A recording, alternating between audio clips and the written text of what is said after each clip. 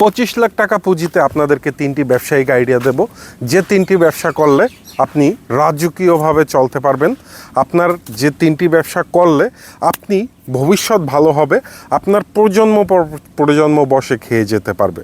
তার ভিতরে নাম্বার 1 যে ব্যবসায়িক আইডিয়াটি দেব সেটা হলো গিয়া হার্ডওয়্যারের ব্যবসা। হার্ডওয়্যারের ব্যবসা যদি আপনি প্রবাসী হন বা দেশে বেকার বসে থাকেন, আপনারা জানেন যে হার্ডওয়্যারের ব্যবসা কী পরিমাণ লাভ।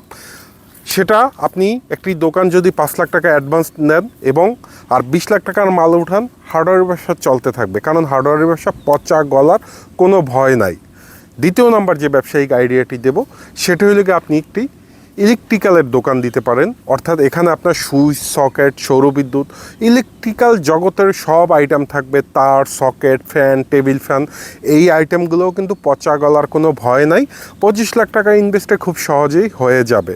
3 নাম্বার যে ব্যবসায়িক আইডিয়া দেবো এবং সর্বশেষ যে ব্যবসায়িক আইডিয়া দেবো সেটি হলে গিয়ে আপনি একটি ফার্নিচারের দোকান দিতে পারেন, যেখানে টেবিল, চেয়ার, খাট, সোফা, যাবতীয় জিনিসগুলো থাকবে। এই ফার্নিচারের ব্যবসা কিন্তু বর্তমানে খুব ভালো চলতেছে। এক কথায় বলতে গেলে ফার্নিচারের ব্যবসা করলে আপনি ভালো লাভবান হবেন, এখানেও পচা গলা লস হওয়ার ভয়টা থাকবে না।